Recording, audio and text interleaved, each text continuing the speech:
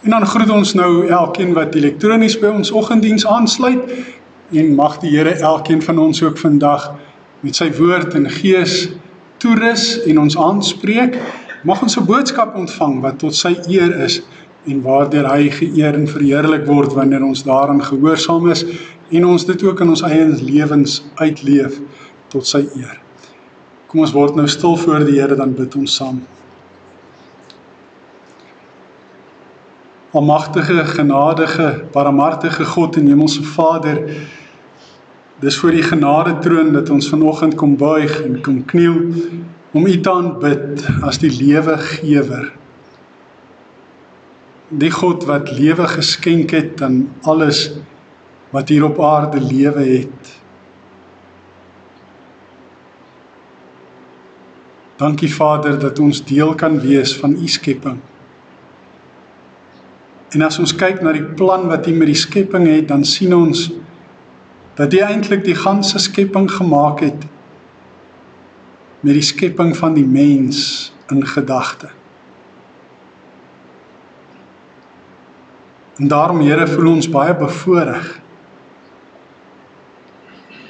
omdat ons U verteenwoordigers en beelddraers hier op aarde kan wees. Voel ons baie bevoorreg dat U ons ook aangestel het om te heers oor die skepping en oor alles waaroor ons beheer het. Dat U ons aangestel het om dit goed te versorg, dit te beskerm en dit te bewaar, sodat hierdie planeet waarop ons geplaas is, ook vir ons nageslagte 'n veilige tuiste kan wees. Ruimte waar hulle U kan aanbid en kan dien. Ons dankie vir ons kerkgebou wat 25 jaar oud is, en waar ons vandag ook kan by mekaar wees, in 'n aanbiddingsruimte, om U te eer en te verheerlik. Ja, Here, ons weet U woon nie in huise soos mense nie. En tog noem ons ook die kerk U huis, U tuiste, omdat U hier teenwoordig is. En soos ons vanoggend gesing het, glo ons in U teenwoordigheid hier by ons. En bid ons dat U deur die woord en gees ons sal inspireer om U met oorgawe en dankbaarheid heelhartig en opreg te dien, soos dit U behaag. Ons bid dit in Jesus se naam. Amen.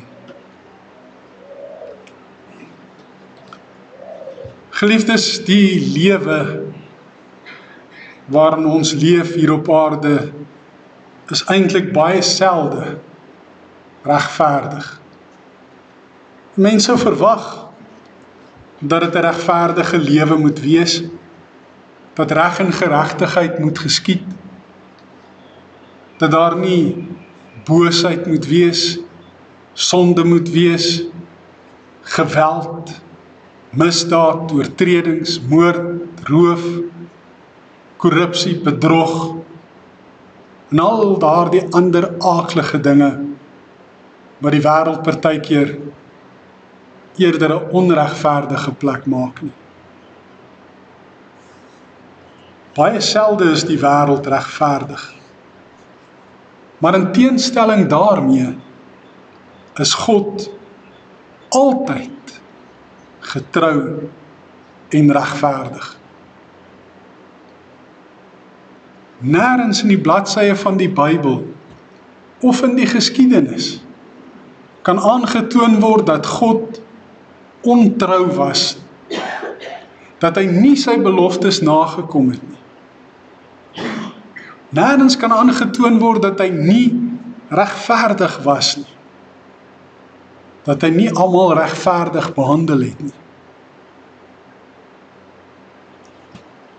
En daarom moet ons vanoggend verstaan, begryp en besef dat hierdie feit dat die lewe baie selde regverdig is, nie God se skuld is nie. Dat die blame en die verantwoordelikheid en die oorsaak daarvan geleë is by ons, die mens. Die mens na die sondeval. Want voor die sondeval het ons God se beeld volkome vertoon. Voor die sondeval was ons wat God ons bedoel het om te wees. En ons lees daar in Genesis en God het gesien dat dit goed was.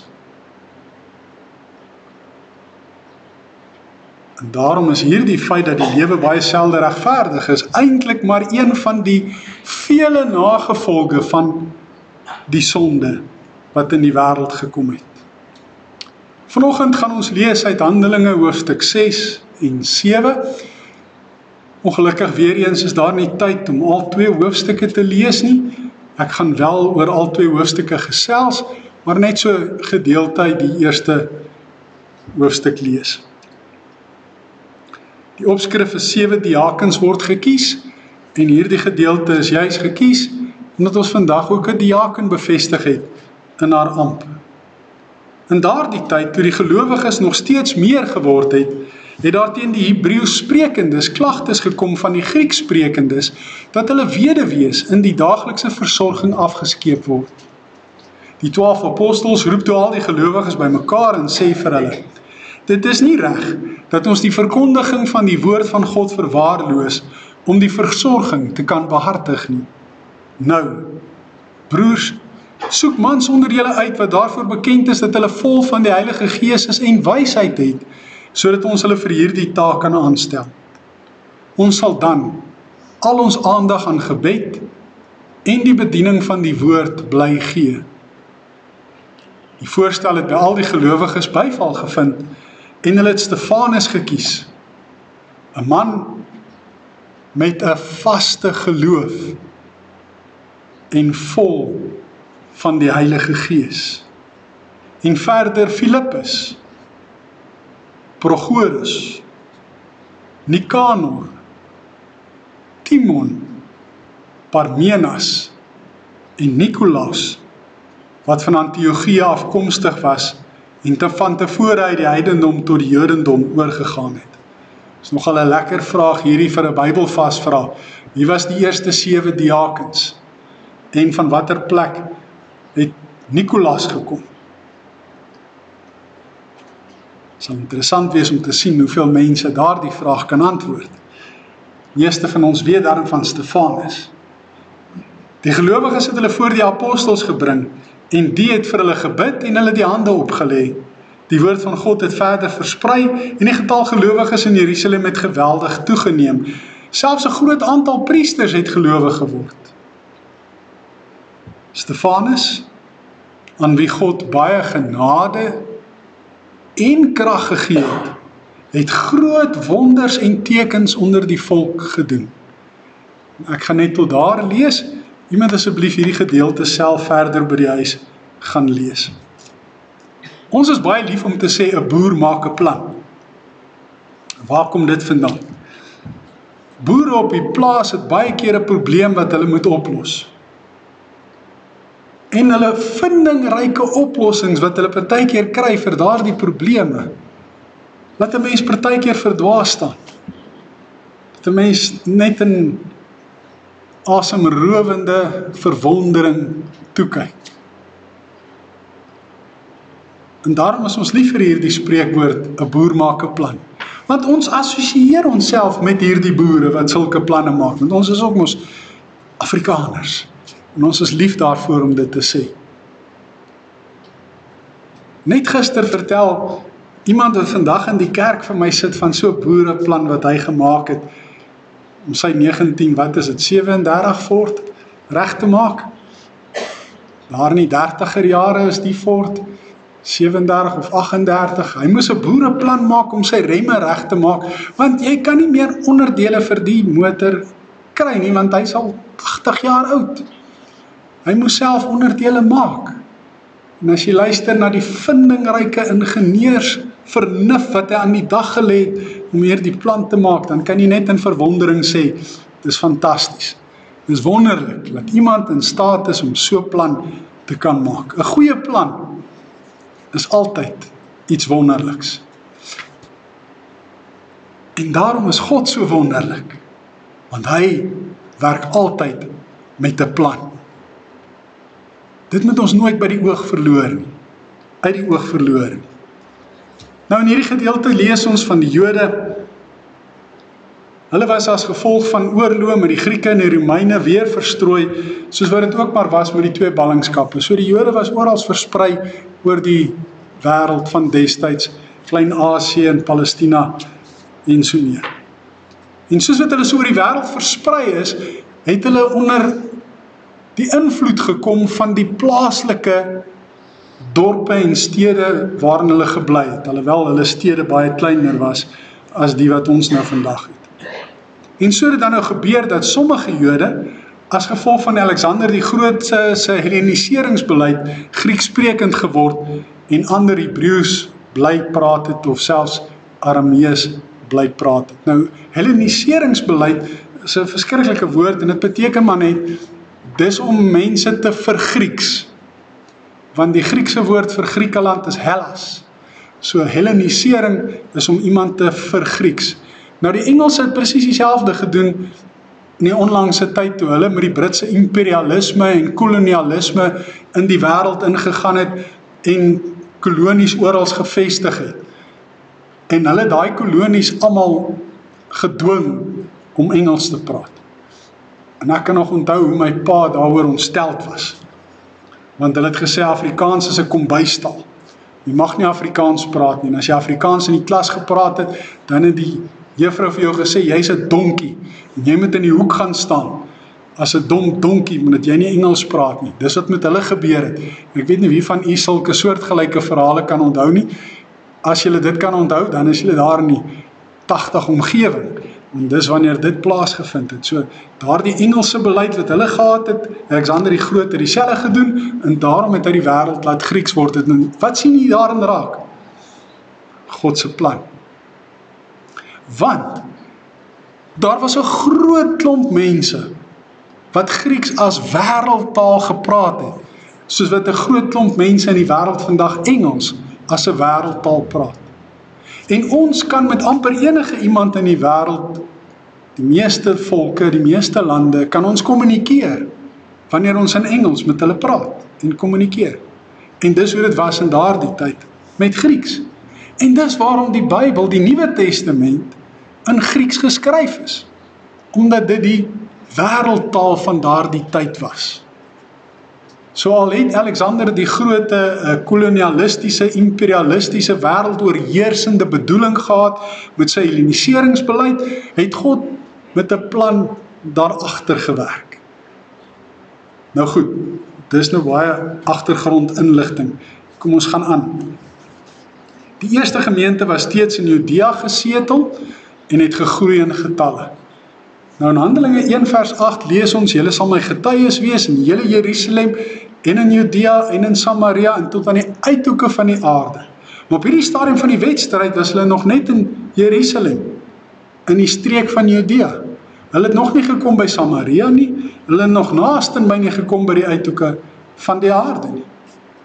En dis nou hier in Judea waarin hierdie verhaal dan nou afspeel. Die gemeente word meer, en nou is daar Grieksprekende Jode, wat nou van die ander provinsies en die ander dorpe en die ander streke vandaan kom, wat onder Alexander die Grote se helleniseringsbeleid was, en hulle toe nou teen die Hebreëus sprekende Jode, wat nou ook daar in Judea bly, klagtes ingedien en gesê, hulle verwaarloos die weduwees, en hulle versorg hulle nie behoorlik nie. Nou letterlik in Grieks staan daar aan tafel. So dit het te doen gehad met die voorsiening van kos aan die weduwees. Nou ons het vandag versekeringspolisse en pensioenplanne, en dis waarmee weduwees vandag oor die algemeen versorg word. Hulle het dit nie in die Bybelse tyd gehad nie. En dit was die mense se verantwoordelikheid, veral weduwees wat nie kinders gehad het om vir hulle te sorg nie. Dit was die mense se verantwoordelikheid om te sorg dat daardie weduwees kos op hulle tafels het, dat hulle iets het om te eet. En nou moes die apostels maak soos wat 'n goeie boer doen. Hulle moes 'n plan maak. Hulle het gefokus op gebed en die verkondiging van die evangelie. En hulle kon nie by alles uitkom nie. Dit was net eenvoudig te veel. Daar was net 24 uur in 'n dag, en 'n mens kan net soveel in 'n dag gedoen kry. En daarom het hulle besef, hulle moet 'n plan maak. En wat is hulle plan? Hulle besluit, hulle gaan 7 diakens kies. En weet jy wat's interessant van hierdie 7 diakens? Hulle het almal Griekse name gehad. Of dit nou almal van die Grieks sprekende Jode was, wat nou die klagte kom indien het, dit word nou nie vir ons gesê nie. Maar dit sal nog interessant wees as dit wel die geval is. Want baie keer kom mense met allerhande klagtes, en met allerhande wonderlike voorstelle, maar hulle verwag iemand anders moet vir hulle oplossings gee. Iemand anders moet hulle slim planne uitvoer. Is mos so nie waar nie. En daarom het ek persoonlik die geneigtheid, dat wanneer iemand met so wonderlike plan na vore kom, die persoon verantwoordelik te hou vir die uitvoering van daardie plan. Dis nie te sê hy alleen moet dit doen nie, maar as hy dan die plan vorendag gekom het, is dit sy plan en is sy verantwoordelikheid om sy plan te verkoop aan die mense wat hom moet help, en dat hulle hom daarmee kan bystaan. En dit werk vir my die beste, en dit het skynbaar vir hulle ook die beste gewerk. En nou word daar sekere vereistes gestel aan hierdie diakens. Hulle moes oor 'n mate van betroubaarheid en bekwaamheid beskik het. Paulus gebruik ook dieselfde gedagte in 2 Timoteus 2, vers 2, wanneer hy vir Timoteus sê, hy moet vir hom ouderlinge kry, wat in bestuur van die gemeente kan staan, en hulle moet oor die 2 eienskappe beskik van betroubaarheid en bekwaamheid. En dit is wonderlike eienskappe, want as jy betroubaar is, dan beteken dit iemand kan op jou staat maak. Dan is jy vertrouenswaardig. As iemand vir jou 'n opdrag gee, dan gaan jy daardie opdrag uitvoer. Iemand hoef nie die hele tyd oor jou skouer te loer om te kyk of jy die werk doen nie. Jy is betroubaar, jy doen jou werk. En as jy bekwaam is, dan beteken dit jy is bevoeg om daardie werk te kan doen. Jy beskik oor die vaardighede en die vermoë om dit te kan doen. En ek wil nou nie politiek praat nie, maar in 'n groot mate is een van die dilemma's waarmee ons in ons land sit, juis die feit dat daar mense in posisies is, wat nie oor daardie 2 eienskappe beskik nie. En dan kom nog 'n derde een by, en dis onwilligheid. Dikwels is hulle onwillig om die werk wat hulle moet doen te doen, of om mense wat voor hulle staan, en wat afhanklik is van hulle dienslewering, om aan hulle diens te lewe. So hulle is onwillig, hulle is onbekwaam, onbevoeg, en dis waarom ons so baie frustrasies ervaar in terme van al die instellings en al die bureaukrasie. So die eienskappe waaroor hierdie ouens moes beskik, is hulle moes daarvoor bekend wees dat hulle vol is van die Heilige Gees, en dat hulle oor wysheid beskik, sodat hulle geskik sou wees vir die taak om die weduwees te versorg, en sodat die apostels dan kon fokus op gebed en woordverkondiging. En dit is belangrik om daai 2 faktore raak te sien. Want sonder woordverkondiging realiseer gebed nie heeltemal so lekker nie. En sonder gebed realiseer woordverkondiging nie heeltemal so lekker nie. Want ons weet, ons kan getuig, maar dis God wat oortuig. Ons kan nie wedergeboorte in iemand se lewens bewerkstellig nie, God doen dit. En daarom moet ons in gebed daarvoor vra, sodat wanneer ons die woord verkondig, die mense ontvanklik kan wees daarvoor. Soos goeie grond, vrugbare grond, wat die saad van die evangelie ontvang, sodat dit kan ontkiem en kan groei en kan vrugte dra. So gebed en woordverkondiging gaan hand aan hand. Die een kan nie sonder die ander. En jy het tyd vir albei nodig. En dan word die 7 diakens verkies, met hulle Griekse name, Stefanus, Philippus, Prochorus, Nikanor, Nie Simon nie, maar Timon, Parmenas en Nikolaus, wat van Antiochia afkomstig word. En interessant, Nikolaus was ook 'n proseliet gewees. Nou proseliet beteken, dit is iemand wat van die heidendom af oorgekom het na die Jodendom toe.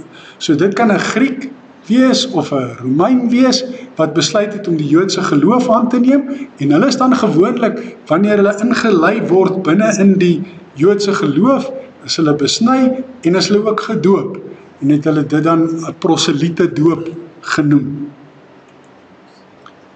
En wonder bewonder het hulle plan gewerk. Net soos wat die boere se planne ook meeste van die tyd werk.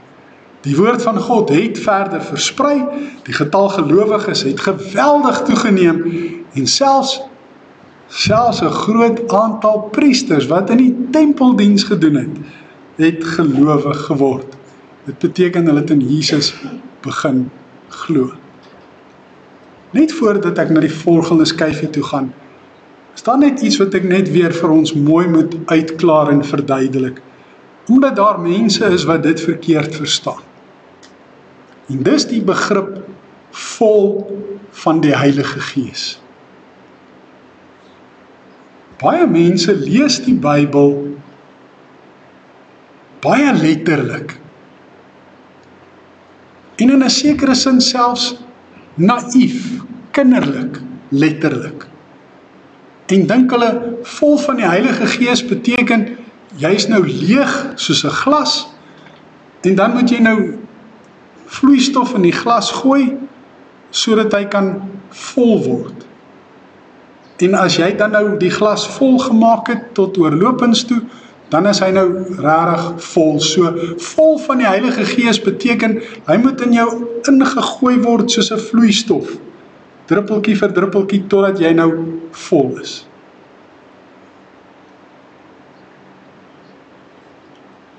Maar dit is nie eintlik wat dit beteken. Want die Heilige Gees is die derde persoon in die goddelike drie-eenheid. Dis God se Gees, dis God self. Hy's nie 'n vloeistof nie.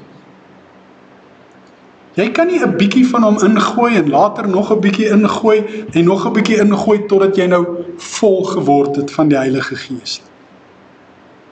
Vol van die Heilige Gees beteken, jy is ten volle gehoorsaam aan die leiding van die Heilige Gees. Die Heilige Gees is in sy volheid in jou. Hy kan nie net drips en draps in jou inkom nie. Nie net bietjie vir bietjie nie. Hy is in sy volheid in jou. Want God se Gees is in sy volheid in jou. Maar jy is nie noodwendig volledig aan hom gehoorsaam nie. Jy luister nie altyd as hy met jou praat nie. Partykeer bedroef jy hom, soos Paulus ook daaroor geskryf het. So om vol van die Heilige Gees te wees beteken, ek lewe volledig onder leiding van die Heilige Gees. Ek is ten volle gehoorsaam aan die Heilige Gees. So mense wat bid, Here, vervul my met u Gees, maak my vol van die Gees, en dit dink in terme van iets soos 'n vloeistof, verstaan eintlik nie waaroor dit gaan. Dit gaan eintlik oor my gehoorsaamheid aan die Heilige Gees, en nie oor die hoeveelheid van die Heilige Gees wat in my is.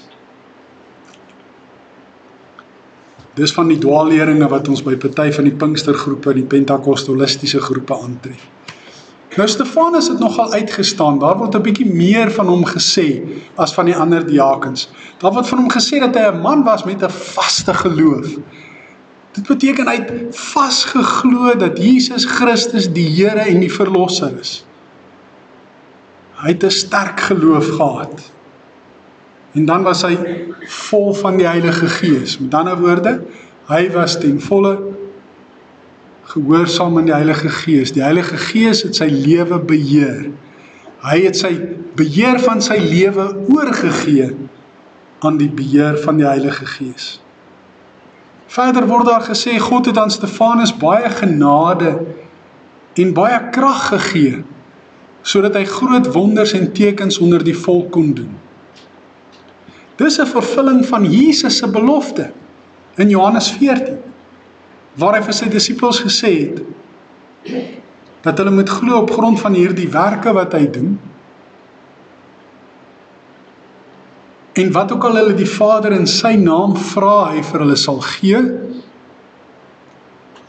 en hy daarby gevoeg, julle sal nog groter wonders doen, as hierdie wonders wat julle gesien het ek doen. En hier is Stefanus 'n sprekende voorbeeld daarvan. Daar's talle ander voorbeelde, soos waar Petrus en Johannes op pad is na die tempel toe, en hulle skade weer val oor iemand wat siek is, en dan word hulle gesond. Net oor hulle skade weer oor hulle geval het. Nou, dis nie omdat Petrus en Johannes en Stefanus sulke wonderlike mense is, met sulke sterk geloof, en omdat hulle so gehoorsaam is in die Heilige Gees, dat hulle hierdie wonderwerke kon doen nie, want dit was eintlik nie hulle wat die wonderwerke gedoen het nie. Dit was eintlik steeds God se wonderwerke wat hy deur hulle gedoen het. Hy het hulle as instrumente daarvoor gebruik in sy hand, omdat sy genade en sy krag vir hulle groot en genoeg was. Nou, dit word nou nie pertinent genoem nie, maar ons kan veronderstel op grond van die getuienis wat ons reeds oor Stefanus het, dat hy nie net die weduwees versorg het nie, maar dat hy ook soos Filippus, een van die ander diakens, ook 'n evangelis was, wat uitgegaan het en ook die evangelie verkondig het, net soos die ander apostels. En hy word 'n evangelis genoem om hom te onderskei van die apostels, wat ook hulle tyd daarop toegelê het om te bid en die evangelie te verkondig. Nou is dit interessant dat die diaken wat ons nou vandag bevestig het, self 'n weduwee is, terwyl die eerste 7 diakens gekies is om weduwees te versorg. Het is net vir my interessant dat dit nou so uitgewerk het. En Jode van oral uit Noord-Afrika en Klein-Asië het probeer om met hom te redeneer, maar hulle was nie opgewasse nie. Hulle kom uit Alexandrië, is daar in die noorde van Egipte, hulle kom uit Libië, en hulle kom praat met hom, hulle praat met hom oor die Ou Testament, hulle probeer met hom redeneer oor die uitleg daarvan, maar hulle was nie opgewasse teen hom nie. Hulle kon nie hierdie debatskompetisie of redenaarskompetisie met hom wen nie. En nou weet ons maar hoe is mense, as ek jou nie kan wen nie en ek voel minderwaardig teenoor jou, dan moet ek jou trap, in die grond in trap, sodat ek oor myself weer kan beter voel, en weer kan voel ek is die beste. Want ons almal het maar daai eie ek, daai eie vanity, word dit in Engels ook partykeer genoem, naaiwer is die Afrikaanse woord daarvoor, waar ons meer van onsself dink as wat ons behoort te dink. En ons wil dit ten alle koste bewys. En as ek agterkom, jy is beter as ek, dan moet ek jou beskinder, of jou beswadder, of jou beledig, of jou sleg sê, sodat ek kan beter voel oor myself. Nou so waarskynlik uit afguns en jaloesie, koop hierdie Jode wat nie opgewasse was teen die wysheid wat Stefanus van die Heilige Gees ontvang het nie, en die wysheid waarmee hy gepraat het nie, getuies om te sê, dat Stefanus oorlaster teen Moses en teenoor God. En nou het daar in hakies Lukas 21 vers 15 bygesit. Want Jesus het geprofeteer en vir sy disippels gesê, eendag wanneer die Heilige Gees kom, sal die Heilige Gees vir hulle die regte woorde gee om te gebruik wanneer hulle die evangelie verkondig, en hulle teenstanders sal nie opgewasse wees teen hulle nie. Dis 'n vervulling van daardie belofte van Jesus. Die straf in daardie tyd vir lastering teenoor God en teenoor die wette van Moses was steniging. Steniging, laat ek net eers gou dit sê, is om iemand buitekant die stad te vat, altyd 'n hoop klippe daar gehad vir die doel, en dan het hulle hom daar op die ashoop gaan neersit, by die ander lyke wat al reeds daar was, en al die ander gemors van die stad, wat hulle daar buitekant die stad weggegooi het. So buitekant die stad het dit maar by hulle baie keer gelyk, soos baie van ons woonbuurte. Binne in die woonbuurte is dit redelik skoon, maar buite die woonbuurte, dan sien al die hoop gemors daar lê, omdat dit nou nie behoorlik verwyder word deur mense wat veronderstel is om dit te doen. En dan het hulle daai klippe gevat en hulle het jou gegooi met daai klippe totdat jy nie meer gelewe het nie. Nou kan jy jouself voorstel, wat 'n gewelddadige, pynlike dood dit moet wees. Nou as die eerste klip jou daar teen die voorkop tref, soos wat Dawid vir Goliat getref het, en daar slaan die reus op sy neus morsdood neer, dan is dit eintlik genade dood. Maar meeste van die tyd het dit nie so gewerk. Jy was eers heeltemal flenters gegooi met al die klippe, voordat die doodskoot jou uiteindelik getref het.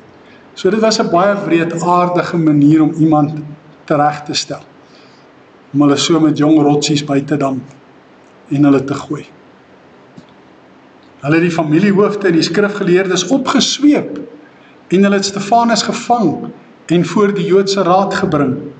Die Joodse raad wat eintlik maar soos die hof van vandag gewerk het in daardie tyd. En dan span hulle weer valse getuies in, ook nog ander en nog meer. Net soos wat hulle met Jesus gedoen het, doen hulle met Stefanus ook. Hulle kry ook weer valse getuienis en hulle beskuldig Stefanus van laster teen die tempel en die wet van Moses. En dan sê hulle, Stefanus het ook gesê wat Jesus gesê het, dat hy die tempel sal afbreek. Nou vir hulle is dit lastering om enige iets negatief teenoor die tempel te sê, want vir hulle is die tempel die woonplek van God, dis die huis van God. Hulle hamer weer op Jesus se woorde oor die afbreek van die tempel, wat hulle sê Stefanus herhaal het. En dan voeg hulle nog by, dat Stefanus Moses se voorskrifte wil verander. So vir hulle verdien hy die dood. Toe die Joodse raad stip na Stefanus kyk, sien hulle dat sy gesig straal soos die van 'n engel. Nou as ek in daai situasie was, en ek sien hierdie persoon se gesig straal soos die van 'n engel, dan sou ek 'n bietjie gewonder het oor wat ek nou volgende gaan doen. Want hoekom straal sy gesig soos die van 'n engel? Maar ten spyte daarvan, gaan hulle nog steeds voort met hulle moordlustigheid. Dit gaan 'n mens se verstand te bowe. En dis weer 'n bewys dat die lewe nie altyd regverdig is. Dat mense se gesonde verstand nie altyd seëvier. Dat mense partykeer impulsiewe, emosionele besluite neem wat geheel en al irrasioneel is, gebaseer op vrees en haat en jaloesie en allerhande ander negatiewe emosies, eerder as wat hulle gesonde verstand gebruik om besluite te neem. Dan vra die hoofpriester vir Stefanus of hierdie aantuigings, die beskuldigings teen hom, of dit waar is. Nou in ons hofsituasie vandag sou die regter vra, pleit jy skuldig of onskuldig? Nou Stefanus het nie regsverteenwoordiging gehad soos wat ons vandag in ons howe het nie. Hy het homself verdedig. En gewoonlik sal die regter in so 'n situasie vir die persoon sê, ek weet jy wil nou jouself verdedig, maar ek beveel aan en ek dink dit is tot jou eie voordeel dat jy van regsverteenwoordiging gebruik gemaak, en as jy dit nie self kan bekostig nie, dan sal die staat aan jou pro bono gratis regsverteenwoordiging verleen. So Stefanus kies nie daardie roete nie, hy verkies om homself te verdedig. En dan begin hy met die langste toespraak in Handelinge. Daar's verskeie toesprake in Handelinge. Daai toespraak is eintlik maar ook preke, maar Stefanus is die langste van almal. Dit bestaan uit 4 dele. Hy begin by die aartsvader se geskiedenis van Abraham, hoe hy beland het, hoe hy getrek het en dan uiteindelik beland het in die beloofde land, waar God vir hom die beloofde land gewys het en gesê het, hy gaan dit vir hom gee, vir hom en vir sy nageslag, regdeur tot sy seun Isak, Isak se seun Josef, Josef wat beland het in Egipte, omdat sy broers hom as 'n slaaf verkoop het, sy pa gesê het, hy is dood, hoe dat daar hongersnood gekom het, die volk Israel uiteindelik almal in Egipte land beland het, en daar was as slawe en bywoners. En dan vervolg hy tweedens, met die tweede deel, met die geskiedenis van Moses. En hy doen besondere moeite om aan te toon dat hy nie teen Moses gelaster het nie, maar dat hy Moses ernstig opneem. En dan voeg hy nog by dat daar groot ooreenkomste is tussen Moses en Jesus. Dieselfde woorde wat van Moses gebruik is, dat hy magtig was in woord en daad. Daardie selfde woorde word ook in Lukas 24 vers 19 van Jesus gesê. En dis nie al nie.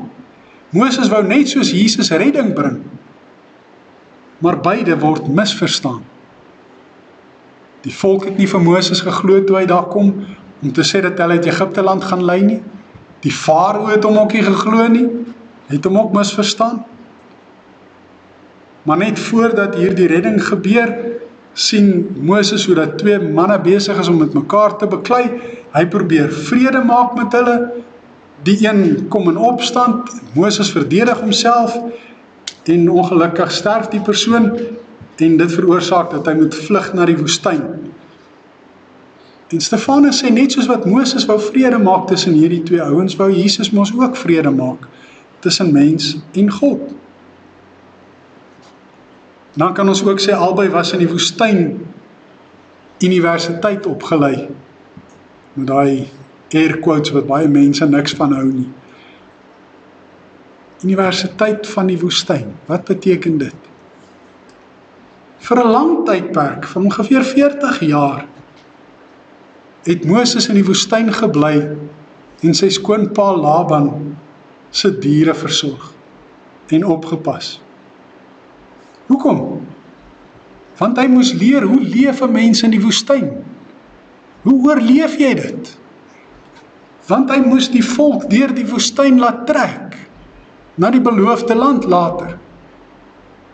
Sy tydperk in die woestyn, toe hy daar skape opgepas het en bokke opgepas het, was deel van die universiteit van die lewe. Dit was deel van God se plan, deel van God se toerustingswerk in Moses se lewe.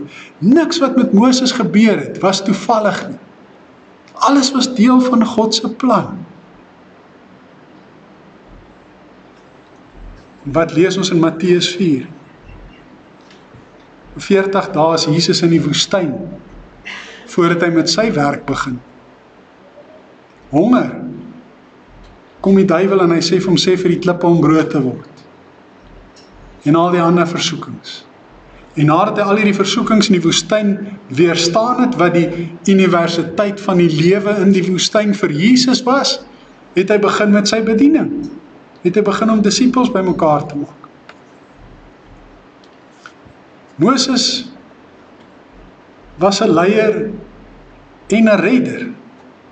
En hy het wonders gedoen. Wonders wat God hom gegee het. Onthou jy, as hy sy hand in sy klere sit en uithaal, melaats, as hy dit weer insit en uithaal, gesond. As hy sy staf vat en hy gooi hom op die grond, word dit 'n slang, as hy hom optel, is die staf weer 'n staf.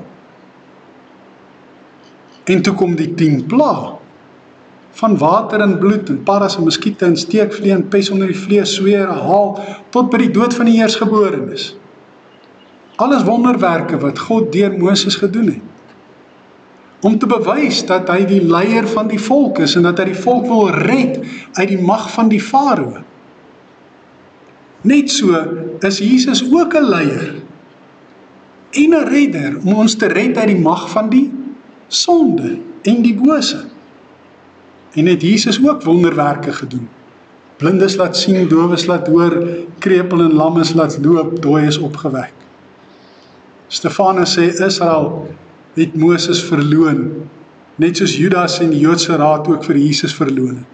Toe hulle so deur die woestyn trek, in plaas daarvan dat hulle sê, Moses, ag so vreeslik baie dankie dat jy ons gered het uit hierdie aaklige land van Egipte waar ons slawe was. Het hulle heeltyd geloop en kerm en kla en gemurmureer. En gesê, ons wil weer terug aan Egipte toe.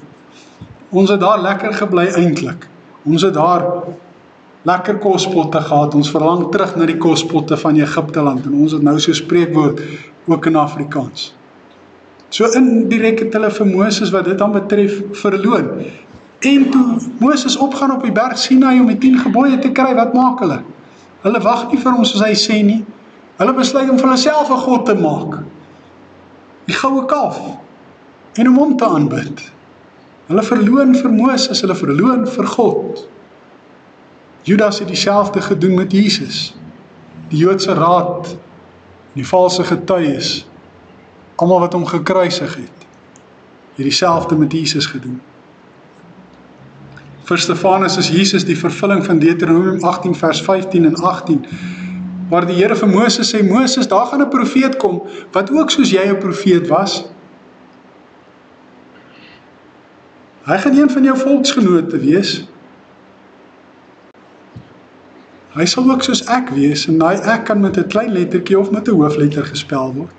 Klein lettertjie ek, Moses, of hoofletter ek, God. Vir hom moet jy gehoorsaam. Hy sal my woorde in sy mond lê, ek sal my woorde in sy mond lê, en hy sal vir sy volksgenote alles sê, wat ek hom beveel. Nou, dis presies die rol wat Moses ook vertolk het. En so 'n skadubeeld was van dit wat Jesus eendag sou wees. Net soos die volk van Moses en God wou verwerp met die goue kalf en wou terugdraai na Egipte en aanhoudend gemurmureer en geklaat en gekerm en gemoun het en nie wou luister na Moses nie, net so het hulle ook vir Jesus, die Messias, verwerp en wou hulle nie na hom luister nie. Derdens verskuif Stefanus sy fokus dan nou ook na die wet. Hy noem die wet die lewende woorde wat God vir Moses gegee het en dat Moses 'n skakel was tussen God en die volk. Hy sê dus daarmee, ek is nie besig om te laster teen die wet van Moses nie. Ek is nie besig om die wet van Moses te probeer verander nie. Dis God se lewende woorde. Dis kosbare woorde.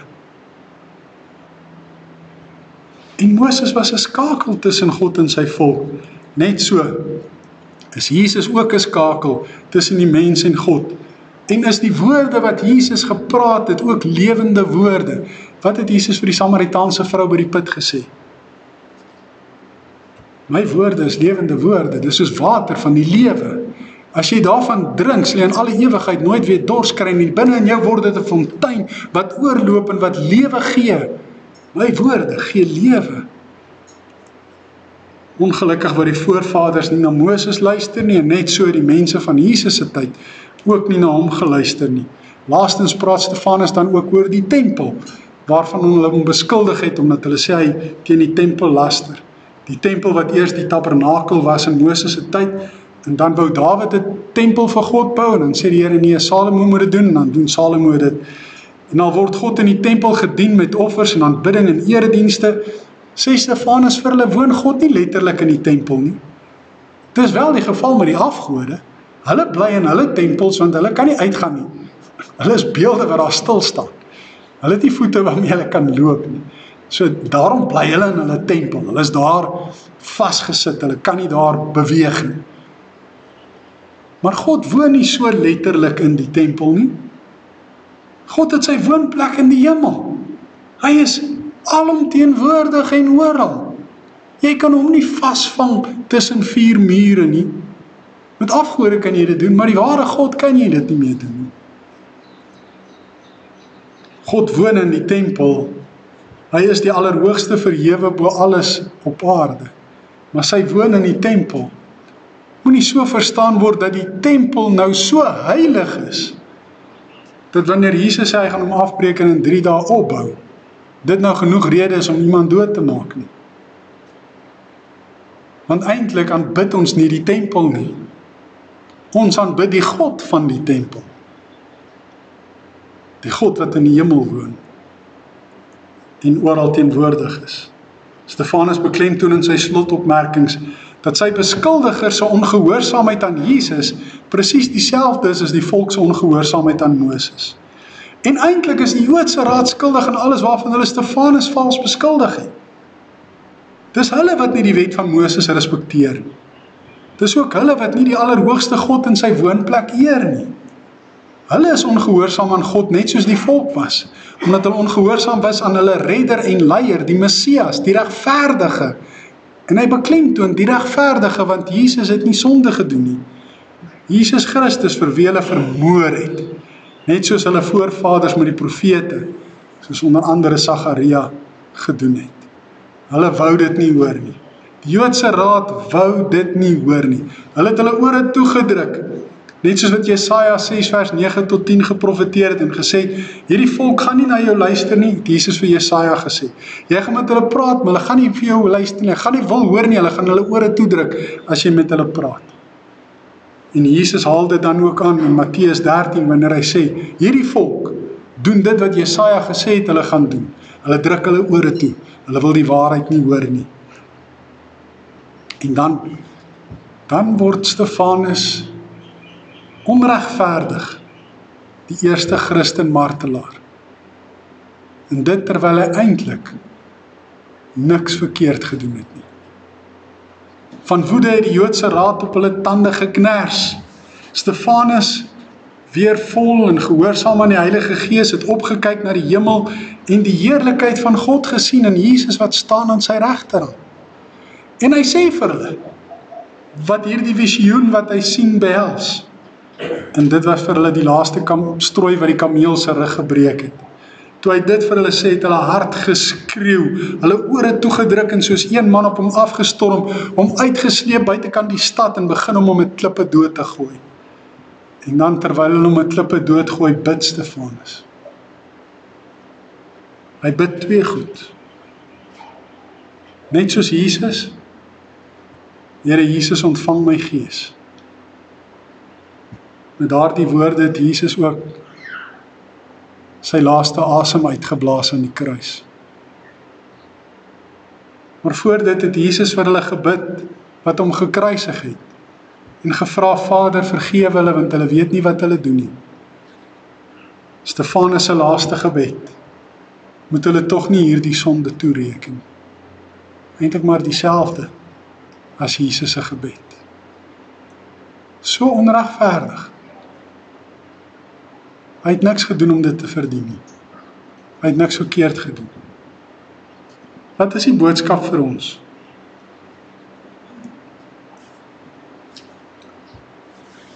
Die lewe is nie koekies bak nie. Of koek bak nie. Het is vandag weer lekker soet Sondag, so ons gaan na die diens weer lekker koek eet en ons sien uit daarna. Het is altyd so 'n opwindende geleentheid om saam te kuier met mekaar en 'n lekker soet dingetjie in die mond. Nou, hoe werk koekies bak of koek bak? Jy het mos 'n resep. Die resep sê vir jou watter bestanddele moet jy gebruik en hoeveel daarvan jy dit moet gebruik. En as dit nou 'n goeie resep is, dan sal dit nou vir jou sê wat jy met die bestanddele moet doen, wanneer jy wat moet doen.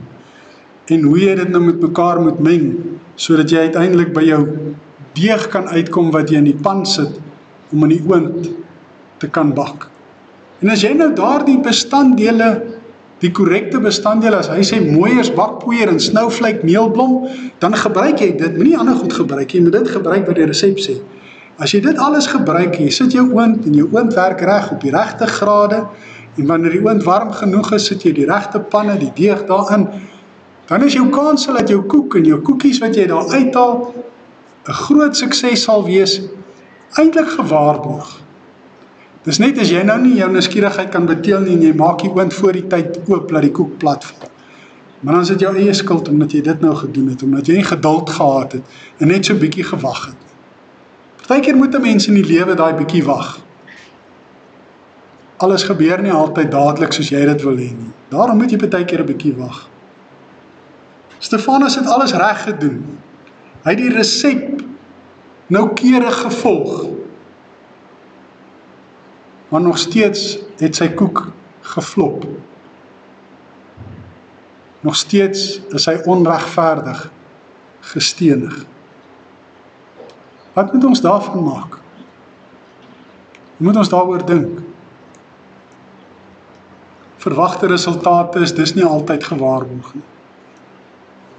Dit gebeur ook in ons lewe, baie dikwels, dat ons alles tot die letter van die wet noukeurig navolg. Dat ons alles presies reg doen. En dan verwag ons suksesvolle resultate.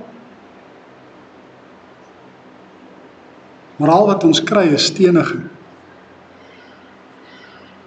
En al is dit nou nie letterlike steniging wat ons met klippe letterlik doodgegooi word nie. Die teenkanting, die vyhandigheid en alles wat ons mee te doen kry is niks anders as 'n figuurlike steniging. En dit is so onregverdig. Want jy het dit reg gedoen. Maar dis die lewe. Die verwagte resultate is nie altyd gewaarborg nie. Ons bak nie koekies of koeke wanneer ons besig is met die lewe nie. En met die universiteit van die lewe nie. Soms word jy gestenig ten spyte daarvan dat jy niks verkeerd gedoen het. En is daai onregverdigheid daarvan wat vir mense ontstel, jou so teleurstel. Maar jy moet seker maak dat jy die Heilige Gees altyd ten volle gehoorsaam. En dat jy optree met die beste wysheid wat die Heilige Gees jou gee. Al word jy gestenig, hou nog steeds aan om aan God gehoorsaam te wees en die regte ding te doen. En so Stefanus, bid vir hulle wat jou gestenig het. Soos Jesus, Vader, vergeef hulle want hulle weet nie wat hulle doen. En daai weet nie is baie betekenisvol. Want die ouens wat jou stenig, doen dikwels dom dinge, irrasionele dinge, impulsiewe dinge, op grond van emosionele oortuigings en oorwegings, en nie met verstandige, weldeurdagte oortuigings. Maar bid vir hulle, want hulle weet nie wat hulle doen nie. Die uiteindelike uiteinde maak alles die moeite werd. God bly altyd regverdig en getrou. Stefanus sien die hemel geopen, 2 keer. Met Jesus wat aan God se regterhand nie sit nie, maar staan. Staan omdat hy gereed is om hom met oop arms te ontvang. Wat is ons verwagte resultate? Ons sou verwag dat Jesus sou ingryp, dat hy sou keer, dat Stefanus gestenig word, want hy het niks verkeerd gedoen nie. Dis ons menslike verwagting, dat wanneer iemand dodelik siek is, God sal ingryp en die persoon sal gesond maak, sodat hy nog lank vir ons gespaar kan bly.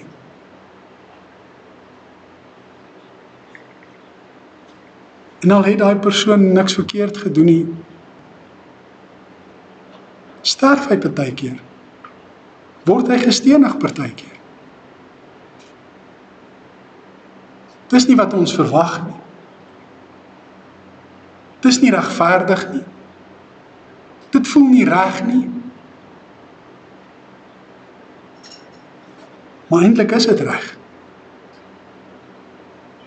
Want God is besig met sy plan. Die visioene wat Stefanus gesien het, was bedoel om hom hoop te gee. Stefanus, jy sterf nie verniet nie. Jy gee nie jou lewe verniet nie.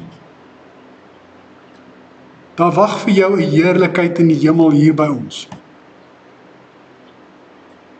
'n Ewige heerlikheid, waar geen pyn, dood, lewe, siekte, smart, onregverdige behandeling, steniging of enige so iets ooit weer sal plaasvind. En vir die persoon wat siek geword het en in die geloof in Christus gesterf het, is daar volmaakte gesondheid. Al hy lewe hy nou nie hier op aarde meer en is hy nog lank vir ons gespaar nie. Hy het die ewige lewe in volmaakte gesondheid. Dit sal eintlik selfsugtig van ons wees om te wil hê dat hy nog lank vir ons gespaar moet bly. Want dan misgun jy die persoon, daai ewige heerlikheid. En weet jy wat was die gevolg hiervan? Na Stefanus se dood, het die vervolging op die Christene in Judea nuwe momentum gekry. En die ou wat aan die voorpunt van hierdie momentum was iemand met die naam Saul van Tarsus, Saulus, Paulus. Toe Stefanus gestenig is, het hulle klere by hom neergesit. Hierna het hy gaan lasbriewe kry vir die inhegtenisneming van die Christene. En het hy die Christene bymekaar gemaak en hulle in die tronk gegooi en hulle letterlik vervolg. En wat was die resultaat daarvan? Dit wat Jesus beloof het in Handelinge 1 vers 8 het begin gebeur. Dat hulle krag sal ontvang wanneer die Heilige Gees oor hulle kom, dan sal sy getuies wees in Judea, Samaria, tot aan die uithoeke van die wêreld. Hierdie vervolging het veroorsaak dat hulle nie meer saamgekloek het daar in Judea nie. Hulle is verstrooi oor die wêreld, en waar hulle ook al gegaan het hulle gebid en die evangelie verkondig en kerke geplant, en het God se koninkryk gekom. Stefanus het nie om dowe neute gesterf nie. God het deur sy aaklige, onregverdige en wrede moord nog steeds sy plan bereik. Maar omdat God regverdig en getrou is, was Stefanus se beloning die ewige heerlikheid saam met hom.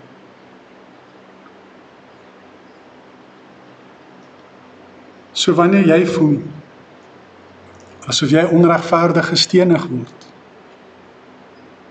onthou net dit. God is getrou. Hy sal jou nie in die steek laat nie. Hy is regverdig. Die uiteindelike uiteinde maak alles die moeite werd. Want God bly altyd regverdig en getrou. Amen. Kom ons bid saam.